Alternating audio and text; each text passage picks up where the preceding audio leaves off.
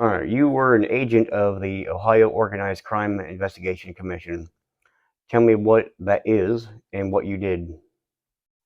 The OCIC is an entity of the Ohio Attorney General's office, and it was put into existence, I think, by Governor Voinovich about 1986, and it was to combat organized crime, Mm-hmm. hence the name.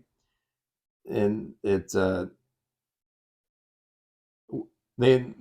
entity investigates organizations that are involved in corrupt activity. On the federal level, would be the Racketeering, Influence, Corrupt Organization Act crimes, and then on the state level would be engaging in corrupt activity. So, along those lines, basically, if it's an organization that it could be, for example, we work cases there.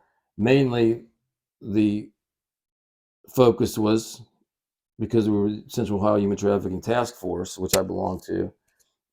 We focus on human trafficking. Well, the people involved in human trafficking, there's a reason they're involved in it. It's to make money. And if you look at the criminal lifestyle, where there's narcotics, there's generally prostitution, and there's prostitutions there and narcotics, there's usually firearms that go along with that. Mm-hmm. So it's one big corrupt activity aspect. So you can look at a case where uh, there's a hierarchy of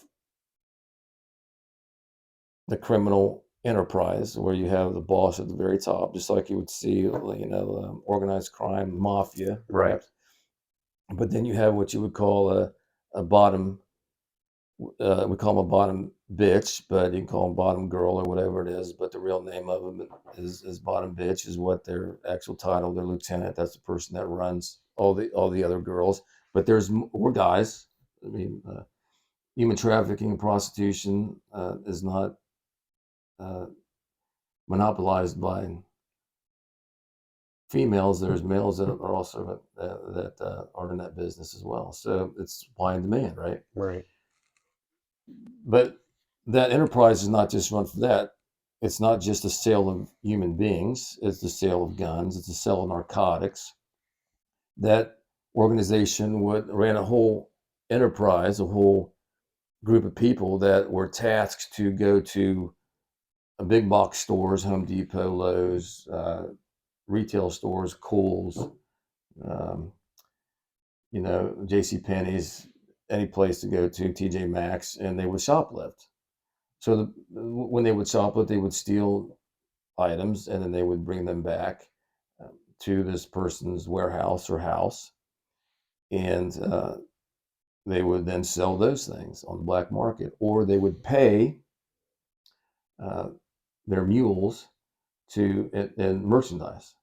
So when we did the search warrant on that house, it was like going into a department store. I mean, it was set up generally like you would have tables full of brand new Nike clothes and shoes, Right. and it was like a store, Mm-hmm. along with the very disturbing uh, you know circumstances that the people lived, the commodity, the human beings being used as a commodity, Right.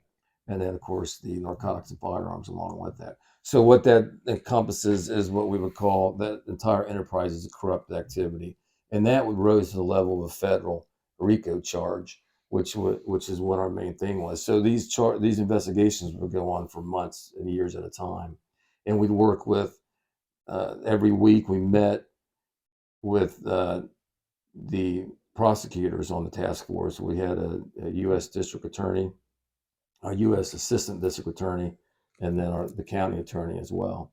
Because on these cases, you would they would take so long that even wanted to make sure that every I was dotted and every T was crossed from the beginning. Because you could serve a search warrant today, and something can be goofed up on it,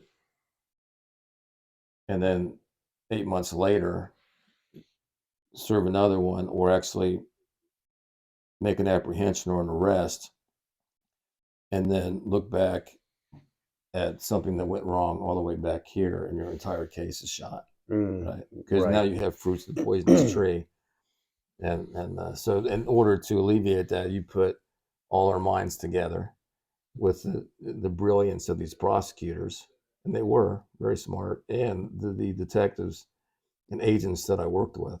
So it was a wonderful experience. I learned a lot from it, and I was very fortunate to be part of that group.